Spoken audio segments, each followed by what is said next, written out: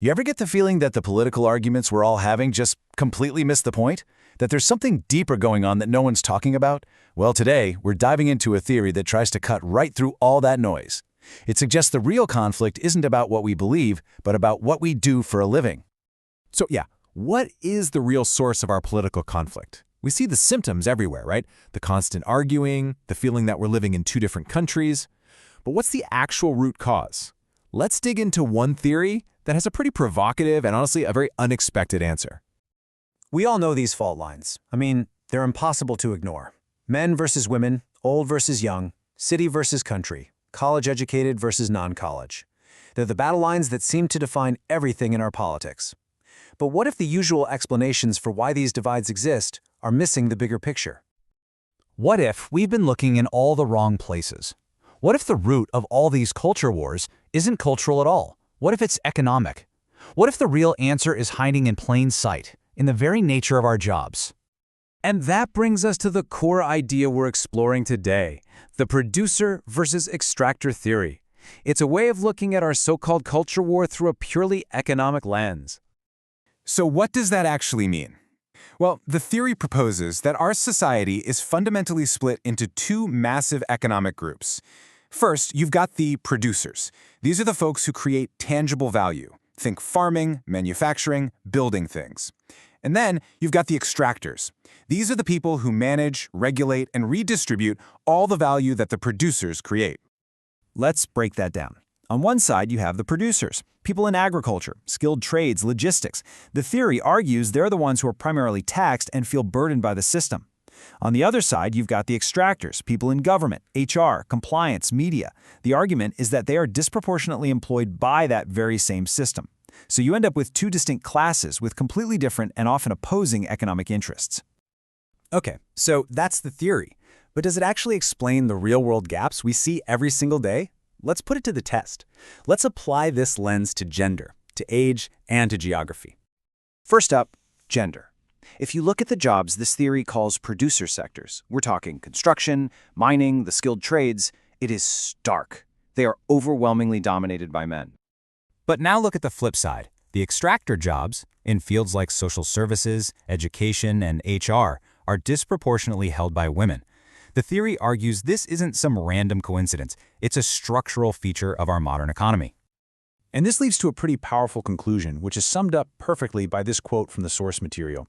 The idea here is that the political gender gap isn't really about some innate belief system. Instead, it's a totally rational response to your own economic interests. The system that employs one group is funded by taxing the other.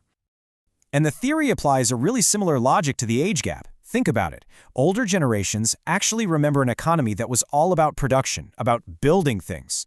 The middle-aged group, they were kind of caught in the middle of that big shift. But younger people, well, according to this analysis, they've pretty much only known an economy based on credentials and administrative roles. Their entire economic reality is fundamentally different. So, how does all this map onto our politics? Well, according to the source, it's an almost perfect fit. The Republican base lines up almost exactly with producer geography, demographics, and industries. And the Democratic base? It lines up with the extractor side. It completely reframes the political map. It's not red versus blue anymore. It's producer versus extractor. This framework also completely redefines what our culture wars are all about. The argument is that they're often just proxy battles over this deeper economic conflict. They're debates about resources that are just disguised as debates about values. Just think about the major policy debates through this lens. Climate policy. To producers, it can look like a direct threat to their industries. But to extractors, it can look like a huge job opportunity in green compliance. Or take government regulation. To one side, it's a crushing economic burden. To the other, it's literally their job security. Their material interests are in direct, head-to-head opposition. So where is all of this going? This is where the analysis takes a really sobering turn. It concludes with a pretty stark warning about whether this entire system can even sustain itself. Take a look at this number, 40%. The source estimates that the share of the workforce in these extractor jobs has just ballooned from around 15% in 1970 to nearly 40% today. That is a massive, massive structural shift in our economy in just 50 years. Which leads us to the central and pretty troubling question that the analysis poses. Can a society actually survive when the part of the economy that administers value grows so much faster than the part that creates it? The source even draws parallels to historical examples, like the late Roman Empire, where a bloated bureaucracy basically overwhelmed the productive base. This tension, according to the source, leads to 4 potential futures, and none of them are particularly painless. One path could involve massive cuts to the extractive sector, which would cause incredible social upheaval. Another sees that sector just continuing to expand until the productive base itself collapses. The other outcomes range from a sort of de facto national separation all the way to total systemic failure. And herein lies the tragic core of the whole argument. This isn't a story of good guys and bad guys. It suggests that both producers and extractors are just acting rationally based on their own economic interests. The problem is that all of these rational individual actions are driving an unsustainable system straight toward a breaking point. And so this is the final, challenging question we're left with.